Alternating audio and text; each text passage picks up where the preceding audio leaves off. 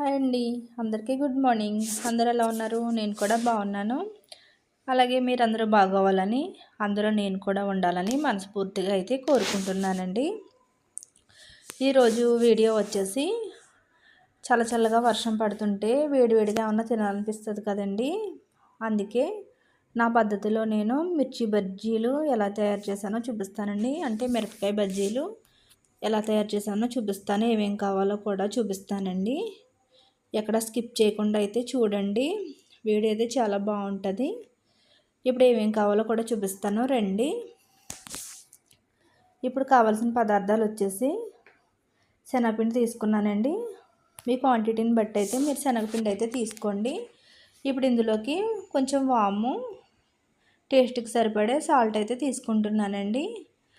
ఇవి రెండు కలిపి వేసేసుకోవాలి పిండిలోని. విడివిడిగా అయినా వేసుకోవచ్చు. వీడియో కోసం దగ్గర పెట్టుకోవడానికి అలా ఒక దాంట్లోనే వేసుకున్నాను. అది వేసేసుకున్న తర్వాత ఒక చిటికెడు వంట సోడా అయితే వేసుకున్నానండి. ఇప్పుడు వాటర్ వేయకుండా పిండి అయితే కలుపుకున్నాను, సాల్ట్ బాగా కలిసేటట్టు. ఇప్పుడు సరిపడే వాటర్ అయితే వేసుకోవాలండి. వేసుకుని బాగా మిక్స్ అయితే చేసుకోవాలి. చూసారు కదా, ఇలా స్పూన్ పెడితే ఇలా పిండి జారిపోకుండా అతుక్కునే అంత క్వాంటిటీ వచ్చే వరకు అయితే కలుపుకోవాలండి. అలా అయితే మిరపకాయలకి పిండి బాగా పట్టుకుంటుంది. ఇప్పుడు నేను మిరపకాయల లోపల ఇవి స్టఫింగ్ అయితే పెడతానండి. వాము, కొత్తిమీర ఇది పెట్టడం వల్ల మిరపకాయ బజ్జీకి చాలా మంచి ఫ్లేవర్, టేస్ట్ అయితే వస్తుంది. అలాగే వాము పెట్టడం వల్ల మనకి శనగపిండి తిన్నా కానీ కడుపు నొప్పి అలా ఏం రాకుండా, గ్యాస్ ప్రాబ్లం రాకుండా ఉంటుందండి. చూసారు కదా, ఇలా చీలికలు పెట్టుకోవాలి. శుభ్రంగా కడిగేసి మిర్చిలన్నీ ఇలా మధ్యలో వాము అయితే పెట్టుకున్నానండి. ఇప్పుడు కొత్తిమీర అయితే పెట్టుకుంటున్నాను.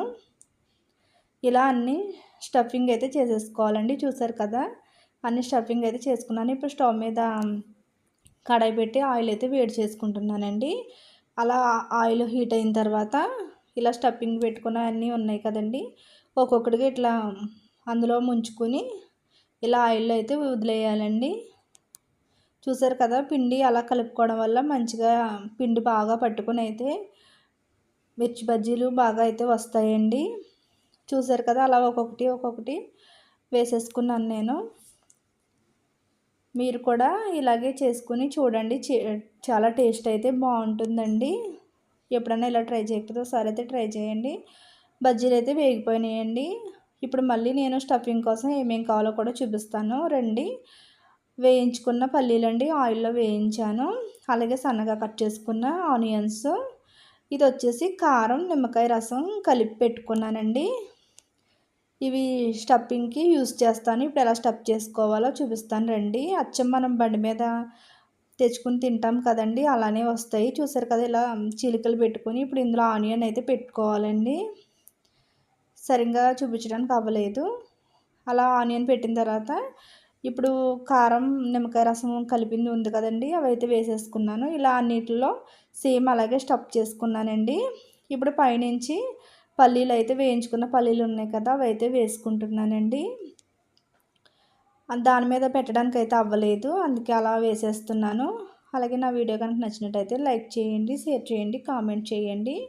కొత్త వాళ్ళు ఎవరైనా నా ఛానల్ చూస్తున్నట్టే సబ్స్క్రైబ్ అయితే చేసుకోండి. నా వీడియో ఎలా వచ్చిందో ఏంటో కామెంట్ రూపంలో అయితే తెలియచేయండి. ఏమైనా తప్పులు ఉంటే అది కూడా కామెంట్ రూపంలో అయితే తెలియచేయండి.